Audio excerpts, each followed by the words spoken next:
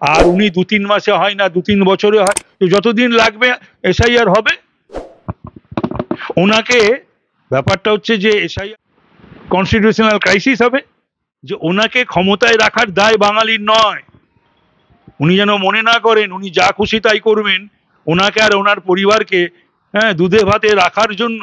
এই সরকার ক্ষমতায় আসার পর যত বাংলার পুলিশ আর কলকাতার পুলিশ যত গাঁজা কেস দিয়েছে, আফগানিস্তানে অত গাঁজার চাষ হয় না। আপনি ভাবেন কি বাংলার মানুষ বা বাঙালি বোকা? আপনি যা বোঝাবেন তাই বুঝবে না, সেগুড়ে বালি। আর সেটা হচ্ছে না। এই কয়েকদিনের মধ্যে বোধহয় 100টা সিটিতে, পৃথিবীর 100টা শহরেতে এই অভয়া তিলোত্তমার প্রতিবাদে আবার মানুষ রাস্তায় নামছে।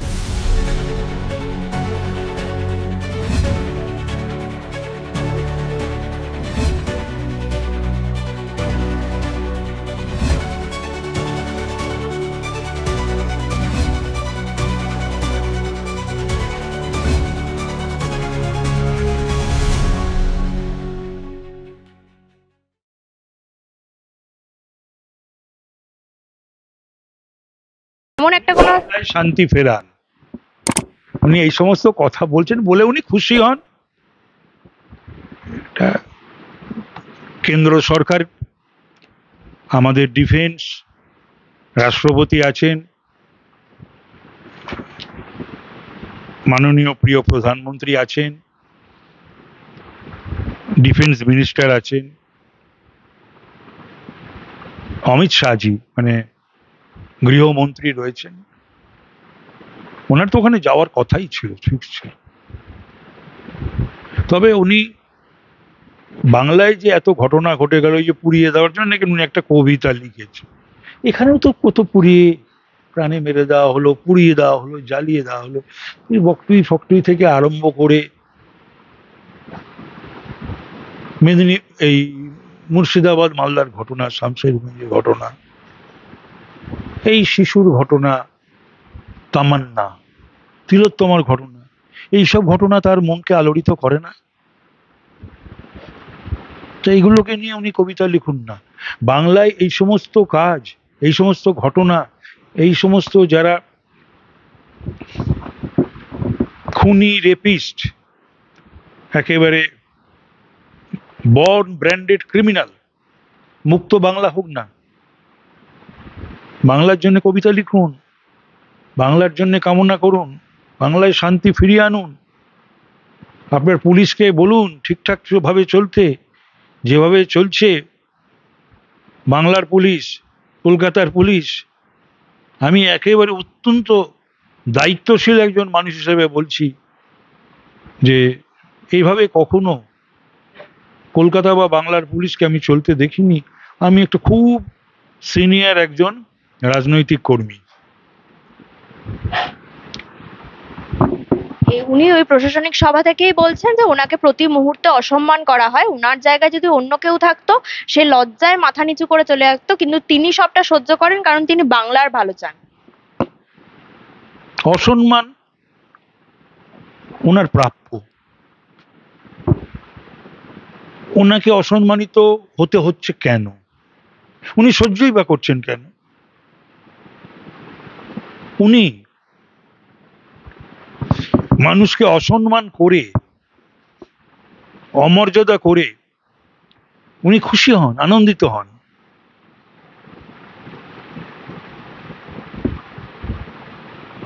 যেটাকে বলে একটা সেই ভাইকারিয়াস প্লেজার, আইএসদের, আইপিএসদের, ডাক্তারদের, উকিলদের, শিক্ষক শিক্ষিকা, অধ্যাপক অধ্যাপিকা, অন্য রাজনৈতিক দলের পদাধিকারী, কর্মী, নেতা,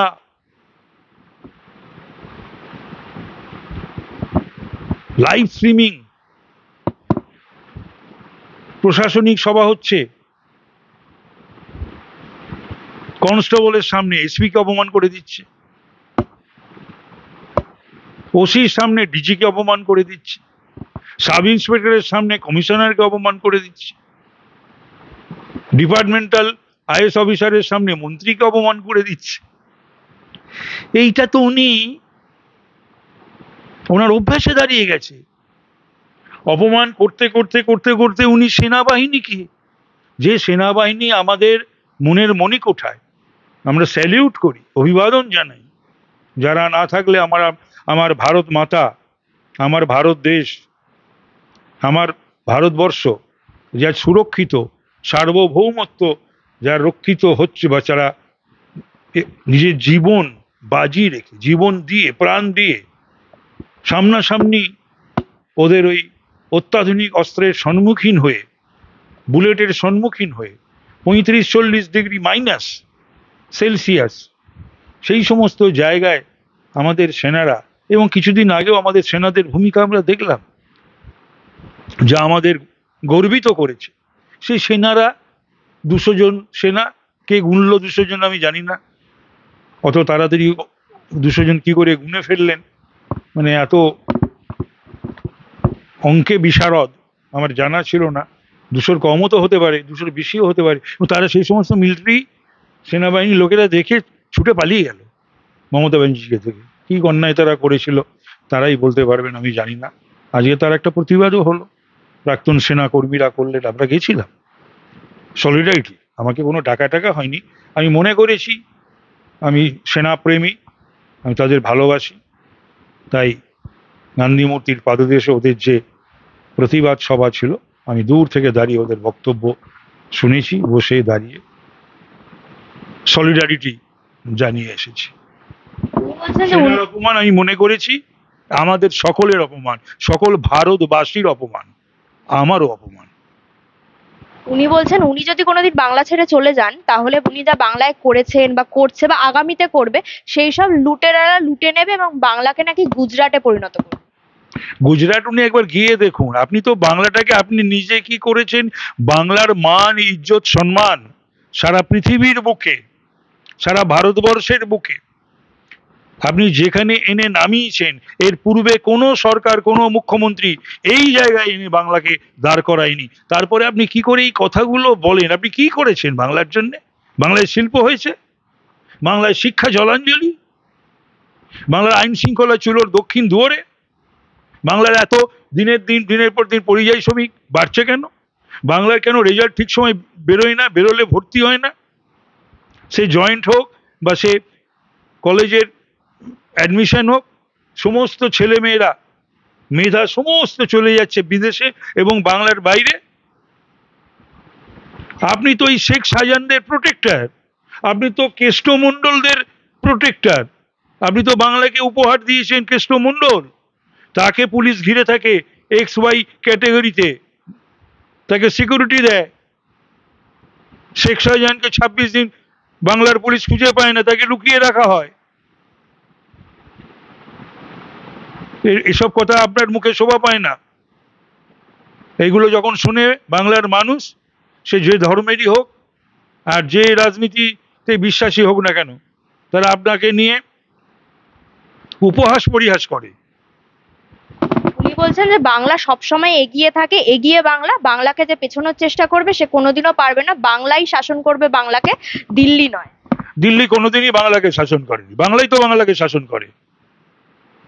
বাংলাই তো, আবার নতুন কথা কি, একটা ফেডারেল স্ট্রাকচার, এই কথাটা বলে কেন বারবার? তিনিই তো বলেন ফেডারেল স্ট্রাকচার। বাংলা তো ভারতবর্ষের একটা অঙ্গরাজ্য। তিনি সংবিধান মানবেন না, হাইকোর্ট মানবেন না, সুপ্রিম কোর্ট মানবেন না, কেন্দ্রীয় সরকারকে মানবেন না, পার্লামেন্টকে মানবেন না, ইলেকশন কমিশনকে মানবেন না। ওনাকে সবাইকে মানতে হবে, ওনাকে মানতে হবে সকলকে। তো সুতরাং এই যে কথাগুলো উনি বলছেন, হ্যাঁ বাংলাই বাংলাকে চালাবে, শাসন করবে, কিন্তু সেটা তৃণমূলের বাংলা নয়, মমতা ব্যানার্জির বাংলা নয়। তার কারণ তৃণমূলের বাংলা, মমতা ব্যানার্জির বাংলাকে বাংলার মানুষ প্রায় 15 বছর হতে চলল, তারা প্রত্যক্ষ করেছে, তারা চাক্ষুষ সমস্ত কিছু দেখেছে, শুনেছে, তাদের একটা অভিজ্ঞতা হয়েছে। এই আরজি করের ঘটনায় আপনার তো উচিত ছিল যে বা যারা এই পরিকল্পনার সঙ্গে এবং এই রেপ মার্ডারের সঙ্গে যুক্ত, তাদের সকলকে ল অফ দ্য ল্যান্ড অনুযায়ী, আপনি এটাকে নিয়ে এত ধ্যাসঠামো করলেন কেন? আপনি নিজে বেরোচ্ছেন, আপনি একটা মুখ্যমন্ত্রী হয়ে সাজা চাই, ফাঁসি চাই, এটা কি? এটা যারা বোঝে না, যারা আপনাকে ঘিরে থাকে, যাদের প্রয়োজন রয়েছে আপনাকে, আপনি ছাড়া চলবে না, তাদের সব বোঝাবেন। কত তাড়াতাড়ি তার পোস্টমর্টেম হবে, কত তাড়াতাড়ি তার বাবা মা দেখতে পাবে না, সেই বডিকে পুড়িয়ে দেওয়া হবে, তার সমস্ত ব্যবস্থা করে দেওয়া। তারপরে যে অপরাধের যে জায়গাটাকে সেটাকে ভেঙে দেওয়া, ধ্বংস করে দেওয়া। এরপরে আপনি কি বলেন, এগুলো বোঝে না? বিশ্ব জুড়ে এর প্রতিবাদে মানুষরা রাস্তায় নেমেছিল। এবারও বোধহয় এই কয়েকদিনের মধ্যে বোধহয় 100টা সিটিতে, পৃথিবীর 100টা শহরেতে এই অভয়া তিলোত্তমার প্রতিবাদে আবার মানুষ রাস্তায় নামছে। এটা কেন? বাংলার মানুষ কি আপনার কাছে এটা আশা করেছিল? আপনি একজন মহিলা মুখ্যমন্ত্রী, এই বাংলার মানুষ পেল আপনার কাছ থেকে?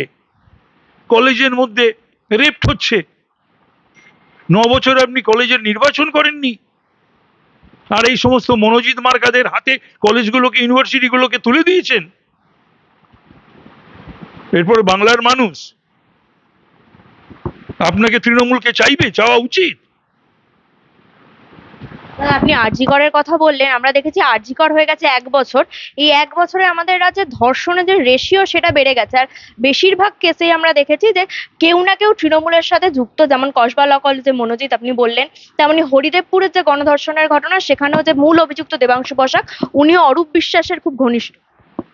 না না, যেটা হরিদেবপুরে ঘটেছে, আমি আর এদের নাম নিতে চাই না, রেপিসদের। হ্যাঁ, তার কারণ হচ্ছে এই চুরি, ডাকাতি, ধর্ষণ, খুন, যত রকমের এই যে দুর্নীতি, চাকরি বিক্রি, সবের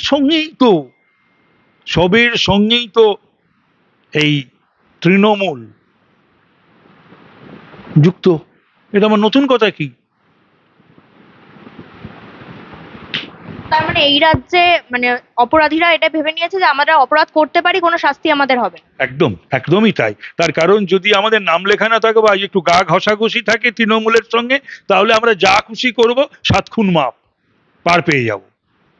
কার্তিক মহারাজের নামে যে মানহানির মামলা হয়েছিল, ওটা কোর্ট খারিজ করে দিয়েছে এবং সব্যসাচী বাবুকে জরিমানা দিতে বলেছে। এ একটা অদ্ভুত, তৃণমূল সরকারে আসার পরে ঠিকই করেছে। কলকাতা হাইকোর্টকে আমি ধন্যবাদ, সাধুবাদ জানাই, সালাম জানাই, যে খারিজ তো করে দিয়েইছে, প্লাস বোধহয় 13,000 টাকা মতন, বোধহয় না 11,000 টাকা বোধহয় একটা জরিমানাও করেছে আদালতের সময় নষ্ট করার জন্য। এই সরকার ক্ষমতায় আসার পর যত বাংলার পুলিশ আর কলকাতার পুলিশ যত গাঁজা কেস দিয়েছে, আফগানিস্তানে অত গাঁজার চাষ হয় না। শ্লীলতাহানি, রাজ্যপাল বাদ যায়নি, কার্তিক মহারাজ বাদ যায়নি, আমাদের জাস্টিস অশোক গাঙ্গুলি বাদ যায়নি। আর মিথ্যা কেসের তো কোনো পছন্দ হচ্ছে না মানেই সে মাওবাদী, শ্লীলতাহানি, নালে ফলস কেস। এই কত ফলস কেসে যে সমস্ত, এমনকি তৃণমূলীদেরও ফলস কেসে ফাঁসিয়েছে। পছন্দ হয় না যারা তৃণমূলের মধ্যে একটু স্পষ্টবাদী বা কিছু প্রতিবাদ করছে, তাদেরও পর্যন্ত ফলস কেস দেওয়া হয়েছে। অন্য দল তো দেওয়াই হয়েছে। এগুলো ঠিক নয়, এগুলোর অবসান হওয়া উচিত, এগুলোর শেষ হওয়া উচিত। সুপ্রিম কোর্ট কদিন আগে বলেছে যে এসআইআর এর ক্ষেত্রে আধার কার্ড একটা প্রামাণ্য নথি হিসেবে ধরা যেতে পারে, কিন্তু আধার কার্ড কখনোই নাগরিকত্বের প্রমাণ নয়। মমতা ব্যানার্জি বলছেন তাহলে তো ভোটার কার্ডকেও সেই প্রামাণ্য নথি হিসেবে ধরা যায়, আর এসআইআর হতে 2 থেকে 3 বছর সময় লাগে, 2-3 মাসে হয়। এক হচ্ছে ওনার যদি কিছু বলার বক্তব্য থাকে, উনি কোটি কোটি কোটি টাকা খরচা করেন উকিলের পেছনে, সব নামি দামি উকিল, উনি সেগুলো বলুন সুপ্রিম কোর্টে গিয়ে। সুপ্রিম কোর্ট আগেও বলেছিল, পরেও যেটা বলেছে, যে আধার কার্ড পরিচয়পত্র, নাগরিকত্বের প্রমাণ নয়, ঠিক। আর উনি 2-3 মাসে হয় না, 2-3 বছরে হয়, তো যতদিন লাগবে এসআইআর হবে। ওনাকে, ব্যাপারটা হচ্ছে যে এসআইআর না হলে এই ভোটার লিস্টে নির্বাচন হবে না। No SIR, no vote. তাতে যতদিন লাগবে, তাতে কনস্টিটিউশনাল ক্রাইসিস হবে 3 জুনের পরে। তখন যা সংবিধান, যা করার সংবিধানে যা রয়েছে সেটা হবে। কিন্তু এসআইআর করতেই হবে, হবেই হবে। তার কারণ এই ভুয়ো, এই অনুপ্রবেশকারী, এই রোহিঙ্গারা ভোটার আমার ভারতবাসী নয়, তারা ভারতবর্ষের ভোটার লিস্টে তাদের নাম থাকবে কেন? বাংলাদেশিদের বা রোহিঙ্গাদের বা মৃত ভোটার বা একাধিক জায়গায় নাম আছে, তাদের নাম কেন থাকবে একাধিক জায়গায়? এক জায়গায় থাকবে নিশ্চিতভাবে। আর যে ঠিকানার বা যে নামের কোনো অস্তিত্ব নেই, অস্তিত্বহীন নাম, তো এইসব দিয়ে কিন্তু আর ভোট হবে না, জেতা যাবে না। মানুষের ভোটে একেবারে সঠিক একটা ভোটার লিস্টে ভোট হবে। অর্থমন্ত্রী চন্দ্রিমা ভট্টাচার্যকে হিটকোর চেয়ারম্যান পদে বসানো হয়েছে। না ঠিক আছে, আরো যে কটা আরো অনেক কিছু পদ আছে সেগুলোকে দিয়ে দিতে পারে, তো কিছু মাথা ভারী প্রশাসন এমনি, তার মধ্যে একজনকে একাধিক দায়িত্ব দিয়ে দিচ্ছে, এখন সামলাতেও পারবে না সে। তার কারণ স্বাস্থ্য আর অর্থ রয়েছে তার হাতে। যদিও অর্থকে স্বাস্থ্য অবস্থাটা কি সেটাও মানুষ দেখছে। মমতা ব্যানার্জি যদিও স্বাস্থ্যর ক্যাবিনেট, কিন্তু উনি স্বাস্থ্য ভবনেও একদিন যাননি আজও পর্যন্ত এই 14.5 বছরে। আর অর্থটাকে কত গুরুত্ব দেওয়া হয়, যে অর্থটাকে কিন্তু ক্যাবিনেট মিনিস্টারের সম্মান বা মর্যাদা কিন্তু দেওয়া হয়নি ওকে। চন্দ্রিমাকে যেটা দেওয়া হয়েছে অর্থ মন্ত্রকের ইন্ডিপেন্ডেন্ট চার্জ। তাহলে এই ভারী ভারী মন্ত্রক রয়েছে, আরো বোধহয় কিছু পত্র রয়েছে, তারপরে উনি হিট করেও দায়িত্ব দিয়েছেন। ভালো সময় কোত্থেকে, মানুষের তো সময়টা একটা ফ্যাক্টর মানুষের কাছে, সে সময় যদি উনি দিতে পারেন ভালো। স্বাস্থ্য ভবনের কথা বললেন, কদিন আগে কমিউনিটি হেলথ অফিসার যারা, তারা স্বাস্থ্য ভবন ঘেরাও করেছিল। তাদের দাবি যে কেন্দ্র টাকা পাঠালেও রাজ্য সেই টাকা তাদেরকে দিচ্ছে না, তাদের নিজেদের পকেটের টাকা খরচ করে সেন্টার চালাতে হচ্ছে, এবং তাদের যেটা মূল কাজ রোগীদের পরিষেবা দেওয়া, তার চেয়ে বেশি তাদেরকে করতে হচ্ছে দুয়ারে সরকার, আমাদের পাড়া আমাদের সমাধান মতো কর্মসূচিতে। ঠিকই বলেছে, এখন ব্যাগার খাটাচ্ছে, পলিটিক্যালি খাটাচ্ছে। এখন ব্যাপারটা হচ্ছে, দিদিকে বলতে কি হয়েছে সেটাও সবারই জানা। সামনাসামনি একটা বলতে গেল না, কোনো একটা ব্যবসায়ী, তাকে কিরকম দাবড়ে দেওয়া হলো, না না এখানে বলবেন, এখানে বলি, আর এখানে বলবে না তো কোথায় বলবো? তোমাকে পেলে তো বলবে, ধরতেই পারে না। আর মন্ত্রীরা ওকে, আর মানুষ তো দূরের কথা। যাই হোক, এক দুই হচ্ছে, তারপরে হলো দুয়ারে সরকার। তারপরে তো দেখা যাচ্ছে যে দুয়ারে দুয়ারে সেখানে কারা পৌঁছে যাচ্ছে, দুয়ারে জঙ্গি, দুয়ারে রেপিস, দুয়ারে খুনি, এই সমস্ত। তারপরে এখন হচ্ছে পাড়ায় সমাধান। 14.5 বছর পর একটা সরকার রয়েছে, তার এত ডিপার্টমেন্ট রয়েছে, মন্ত্রী রয়েছে, প্রশাসন রয়েছে, বিডিও থেকে SDO, DM, chief secretary, OC থেকে SP, DIG, IG, commissioner, DG রয়েছে, ত্রিস্তর পঞ্চায়েত সব ওদের, পুরসভাগুলো ওদের, পুর নিগম ওদের, এমপি বেশিরভাগ ওদের, এমএলএ বেশিরভাগ ওদের। তারপরেও কি মানুষকে বোকা বানানোর জন্যে পাড়ায় পাড়ায় সমাধান? ওই তো পাড়ায় পাড়ায় সমাধানের নামে কি হচ্ছে, তো অশান্তি হচ্ছে, ঝামেলা ঝঞ্ঝট হচ্ছে। তো সুতরাং ওই আইপ্যাক কখন কি এরা ভাবছে আর সেটা বলছে, আর এরা এখন বিভ্রান্ত। এরা ক্ষমতায় কি হবে আগামী দিনের ভোটে, তাতে এরা খুবই বিভ্রান্ত, এবং তার জন্য এরা যেটা বলছে সেটাইকে গিলে নিচ্ছে, আর গিলে নিয়ে সেটা ইমপ্লিমেন্ট করতে গিয়ে ভয়ঙ্কর পরিস্থিতির সৃষ্টি হচ্ছে। এই যারা বাংলা বাঙালি নিয়ে এত কথা বলে, অধিবেশন করলো বিধানসভায়, তাদেরই দলের একজন রবীন্দ্রনাথ ঠাকুরের ছবি জ্বালিয়ে দিয়েছে, এবং তাদের দলের আরেকজন যুব সমাজের দেবাংশু বলছে আদৌ ভালো করে দেখেছিলেন তো ওটা রবীন্দ্রনাথ কিনা, মানে তারা চিনতেও অস্বীকার করছে। দেবাংশু বাচ্চা ছেলে, মমতা ব্যানার্জি এরা আমাদের সমবয়সী বলা যায়, একই সঙ্গে আমরা ছাত্র যুব এক সময় থেকেই ওঠা।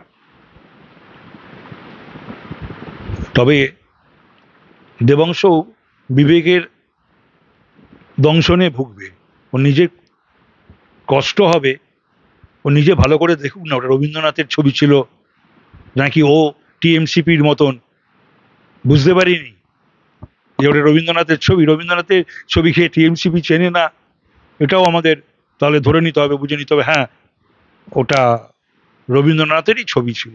মমতা ব্যানার্জি যে ডাকলেন বাঙালির জন্য, সেখানে তো উনি অন্য কিছু করলেন, শুনি তো চিৎকার, দাবড়াদাবড়ি, একটা অদ্ভুত একটা সিচুয়েশন, যা কোনোদিন বাংলার বিধানসভাতে কখনো কোনো মুখ্যমন্ত্রী ওই রকম চিৎকার, ওই রকম ভাষা, ওই রকম শব্দ, ওই রকম দাবড়ানো এবং ওয়েলে নেমে পড়া, এইসবগুলো কখনো প্রফুল্ল ঘোষ, বিধান রায়, প্রফুল্ল সেন, অজয় মুখার্জি, সিদ্ধার্থ শঙ্কর রায়, জ্যোতিবাবু, বুদ্ধবাবু, আমি এদেরকে তো হাউসেই দেখেছি, জ্যোতিবাবু, বুদ্ধবাবুকে। সিদ্ধার্থ শঙ্কর রায়, আমি তো তখন হাউসের মেম্বার, জ্যোতিবাবুকে বুদ্ধবাবু তখন তো আমি হাউসের মেম্বার, জ্যোতিবাবুকেও পেয়েছি, বুদ্ধবাবুকে পেয়েছি। আর সিদ্ধার্থ শঙ্কর রায়কে আমি তখন যেতাম বিধানসভায়, গিয়ে আমি গ্যালারি থেকে দেখতাম, তারা যখন উঠে দাঁড়িয়ে বলতো টলতো, পিন ড্রপ সাইলেন্স, শুনতো কি বিরোধী পক্ষ কি সরকার পক্ষ কি বলছে তারা।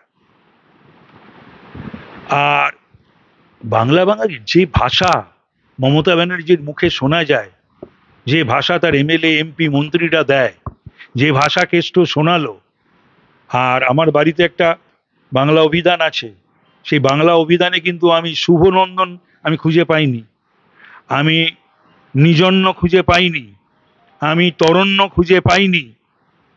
তো উনি কোন ভাষার কথা বলেন? এখন ব্যাপারটা হচ্ছে যে ওনাকে ক্ষমতায় রাখার দায় বাঙালির নয়। উনি যেন মনে না করেন উনি যা খুশি তাই করবেন, ওনাকে আর ওনার পরিবারকে দুধে ভাতে রাখার জন্য বাংলার দায় পড়েনি। এবং বাংলার অস্মিতা উনি জাগালেই জেগে যাবে, আর বাংলা বাঙালি করলেই হবে। বাংলা বাঙালি দেখেছে যে উনি বাংলার জন্যে, বাঙালিদের জন্যে কি করেছেন না করেছেন। বাঙালি আইএসদের এই কথাগুলো আমি বলতে চাই না, আমি প্রথমে ভারতীয় তারপরে বাঙালি, তাতেও আমি বলছি যে উনি বলেন বলে বাঙালি আইএসদের, বাঙালি আইপিএসদের কি অবস্থা আর অন্যান্যদের কি অবস্থা। যদি সেটাই হবে, গুজরাট গুজরাট বলেছেন না, বাংলা গুজরাট, গুজরাটের দুজনকে এনে উনি বাংলার, উনি আসলে না ভুলে যান, বা কখন কি বলেন খেয়াল থাকে না, করেন খেয়াল থাকে না। তাহলে উনি এই সাকেত গোখেল তো গুজরাটি, ওকে রাজ্যসভার সদস্য করলেন কেন? ইরফান পাঠান তো গুজরাটি, ওকে এনে বহরমপুরের করলেন কেন? আপনার দলে কোনো বাঙালি ছিল না? আপনার দলে কীর্তি আজাদের জায়গায় কোনো তৃণমূলী ছিল না? শত্রুঘ্ন সিনহার জায়গায় কোনো তৃণমূলী ছিল না? আপনি ভুলে যান। আপনি ভাবেন কি বাংলার মানুষ বা বাঙালি বোকা, আপনি যা বোঝাবেন তাই বুঝবে না, সেগুড়ে বালি। আর সেটা হচ্ছে না, সেটা আর বুঝবে না এবার বাংলার মানুষ বা বাঙালি। অবাঙালি, বাঙালি, হিন্দু, মুসলমান কেউ কিন্তু আপনাকে পছন্দ করছে না, এটা আপনি শুনে রাখুন। তার কারণ আপনি এক বলে এসেছিলেন, ক্ষমতায় আসার পর আপনার রূপ প্রতিদিন মানুষের কাছে ধরা পড়ছে। স্যার একদম শেষ প্রশ্ন, আমরা বাংলাদেশে বঙ্গবন্ধুর মূর্তি ভাঙা দেখেছি, আর পশ্চিমবঙ্গে দেখলাম রবীন্দ্রনাথ ঠাকুরের ছবি জ্বালিয়ে দেওয়া। শুভেন্দু বাবুরা প্রতিবাদ জানিয়েছিলেন, তাদেরকে আটকে দেওয়া হয়েছিল রবীন্দ্র সদনের গেট বন্ধ করে। মানে কোথাও গিয়ে তাহলে পশ্চিমবঙ্গ কি দ্বিতীয় বাংলাদেশ হয়ে? এটা করা যায়? একটা লিডার অফ দ্য অপোজিশনকে কোনো জায়গায় আটকানো যায়? রবীন্দ্রনাথের বাড়িও পুড়িয়ে দেওয়া হচ্ছে বাংলাদেশে, এখানেও ছবি পুড়িয়ে দিচ্ছে, আরো অনেক কিছু ঘটছে, ঘটবে। তার কারণ আবার কি বলবে, আমাদের নেতাজির বাড়ি সব তৃণমূলীরা সেখানে কাজ হচ্ছিল বলে, যেমন যায় সব জায়গায় বাড়িতে কাজ হলে তোলা তুলতে যায়, তোলা তুলতে গিয়ে ওরা নেতাজি সুভাষচন্দ্র বসুর বাড়ি সেটা ভুলে গেছে। বলছে, যখন বলছে সুগত বোস বেরিয়ে, নেতাজির ভাইপো, যে এটা তো সুভাষদাকে ডেকে দিন। নেতাজির বাড়ি চেনে না সুভাষচন্দ্র বোস, বলছে সুভাষদাকে ডেকে দিতে, আর রবীন্দ্রনাথের ছবি পুড়িয়ে দিচ্ছে। সেই দলও বাংলা বাঙালির কথা বলবে।